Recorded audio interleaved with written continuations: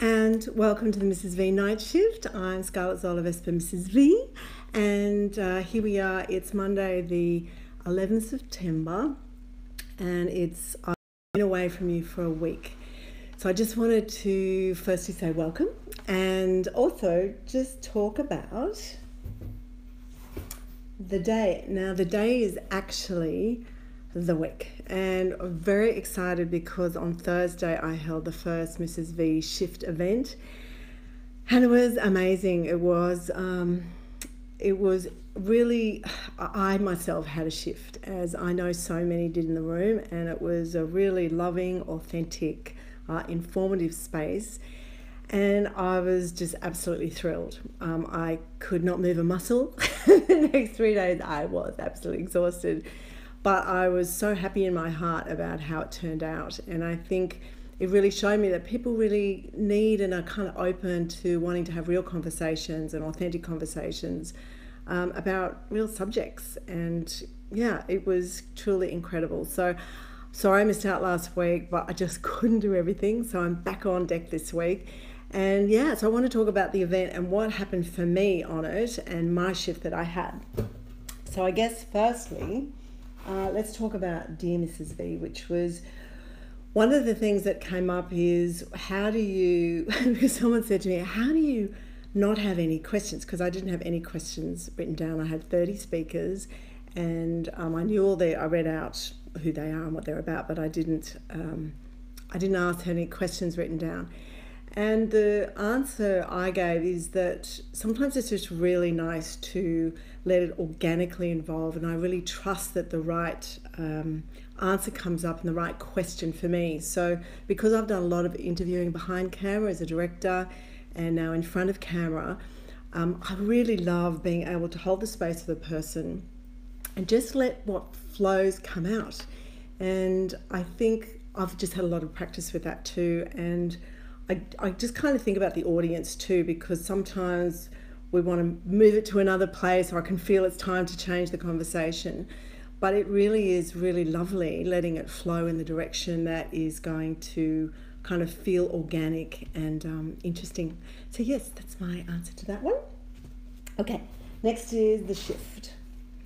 Now my shift, like everybody, and there was a lot of people who had shifts, which was so wonderful, and transformations actually from the day, is that I got to see, because I had my own stuff come up, and what happened at the end for me was I realized that when I got angry about something and upset, and I voiced that to someone, which is really hard for me, and fortunately I voiced it to someone who was really loving and held the space for me to not get triggered.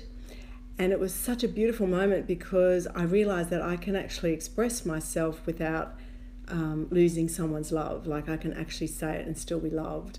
And you know that, and this was not with my partner or anything, my husband. This is actually with a friend, and it was really powerful for me. It opened up a space to find like to have really authentic relationships, and that I don't have to be, a certain way, and I can have that authenticity without being fearful. So that was an awesome shift for me. So that was my shift from the day. You can still hear that I'm still a bit hoarse even 4 days later, because I spoke pretty much most of the day. The best advice the best advice I got for that day is all about roses, actually. And I didn't, actually it was more of a tip, that I didn't realize that roses hold an incredibly high vibration. And in fact, the day before, it was Jean who said to me, Jean Claire, who said to me, you've got to have roses at the event. I was like, really? Because I hadn't even thought about flowers. She said, because they really hold a beautiful high vibration. So of course, 5-6 o'clock that night, I was running around getting roses, ringing my poor husband going, we get some roses, and then cutting them all till 9 o'clock that night. So everyone had just a few on their table. And so that was the best thing I heard, because I didn't know that. So of course, I've always got roses with me now. And also I got some beautiful roses, which was so nice, from Kerry Anderson, one of the participants, who sent to me on Monday. So thank you. It was such a lovely gift to receive that when you're not expecting it. So thanks very much. Then The best tool, what was the best tool? I think the best tool for me was realizing that the best way to stay focused and not in fear, especially if you're public speaking or you're doing a presentation, was to think about the other people. So I was a little bit nervous to start, but when I got going and it was just all about everybody else and holding the space for everybody else and everyone having a great experience, and that was my main intention. And that was a fantastic thing to do. And it's not only helps others, but it also helps you feel more relaxed. So I think that was a really good tool, is to always think about other people, and it'll help you in what you're doing. Love that. This is the Australian made. Okay, so just on the lead up to the event, I was feeling like I was getting sick, and it was really freaking me out, and I was trying everything possible to not get sick. And one of the things that I love, and this is an Australian made product, and it's charcoal, and I'll leave the name for it. And some people don't know about charcoal, but you actually can eat it. And it's great because it absorbs inorganic matter. So if you've got a virus, you have a little bit, I just have a little quarter of a teaspoon in my vitamin drink.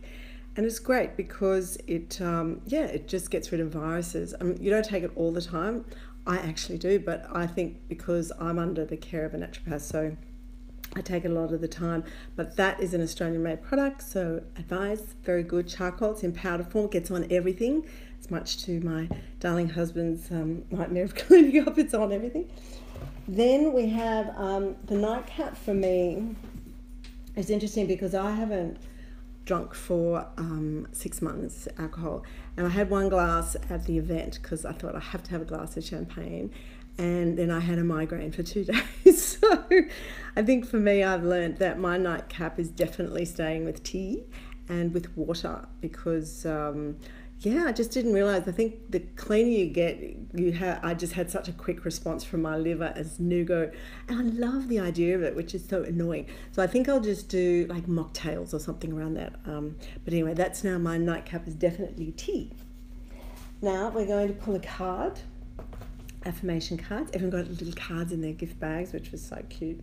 And here we're going to pull one for tonight and tomorrow.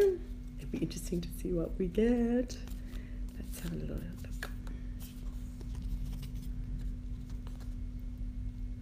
I am proud because, that's so cute. Okay, so I'm very proud because, you can see it there.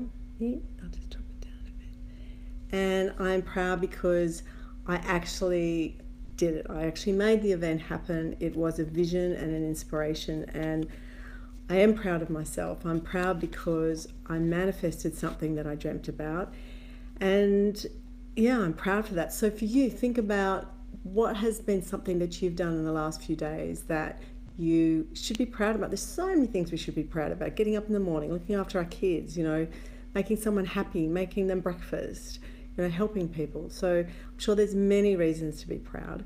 And also just letting you know that I didn't, making the event wasn't like, oh great, I've got this all done and then I'm going to have the event. It was more like, is it going to happen?